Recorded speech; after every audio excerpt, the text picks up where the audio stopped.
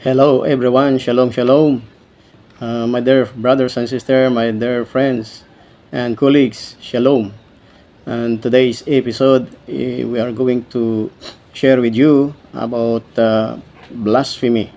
And the meaning of blasphemy is sacrilege, a profanity against the Creator, attacking His character, His power, His words, His Torah, that is considered as blasphemy. It is not a mere contradiction, but it can be considered also as a rebellion against God, against Hashem. So today's episode we will focus on Jesus' blasphemy against the Supreme Creator.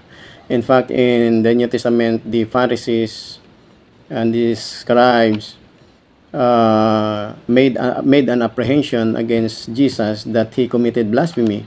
And today's episode we will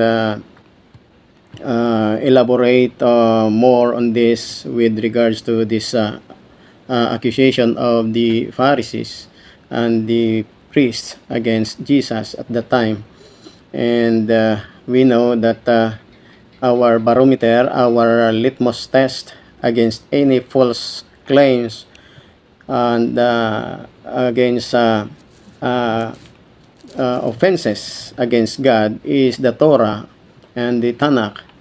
So Jesus' teachings in the New Testament oppose the Torah. It does not only oppose the Torah, but and the words of Hashem. But according to Deuteronomy chapter 13 verse 1 to 5, it is a blasphemy.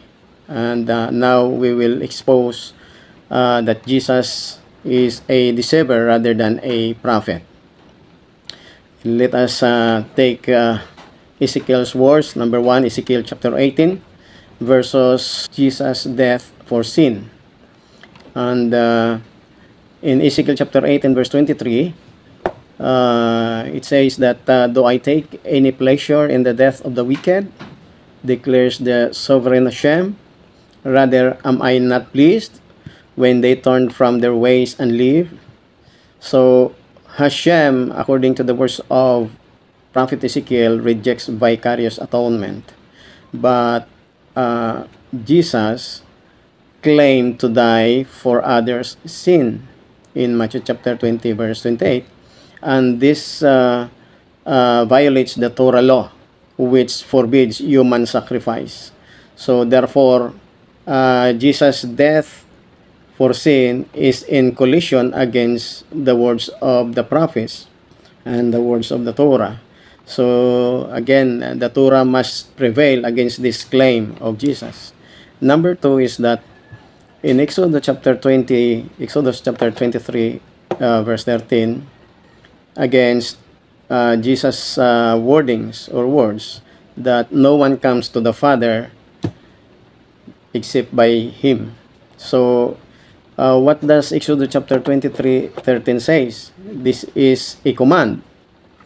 And it says that do not invoke the names of other gods. Yet Jesus says in John chapter 14 verse 6 that no one comes to the Father but by me.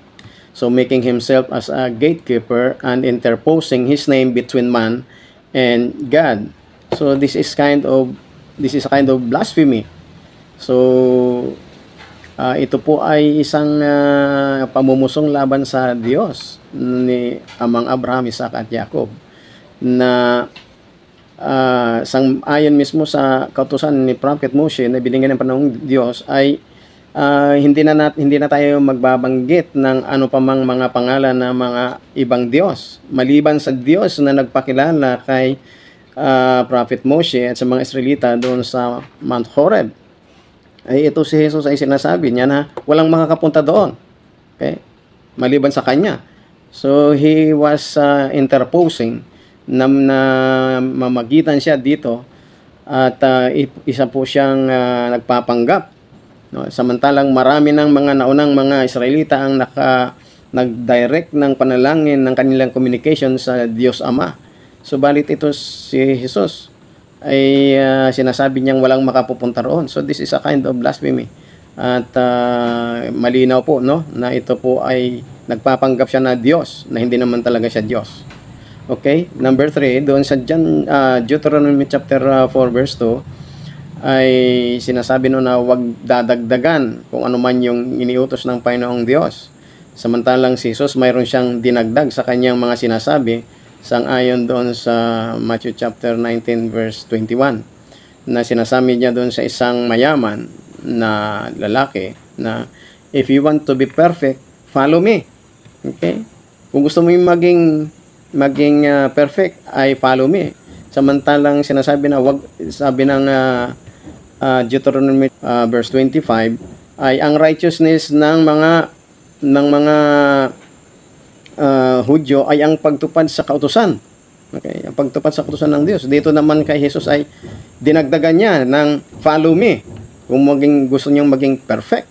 So it is a violation against the Torah. Itong sinasabi na follow me to become perfect. No, that is an addition to the Torah.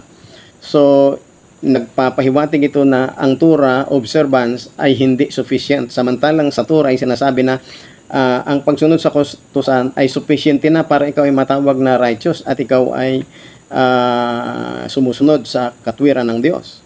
So by presenting himself as the path to perfection beyond the Torah, ay ine-elevate niya ang kanyang sarili above the commandments of God, and it adds to his law.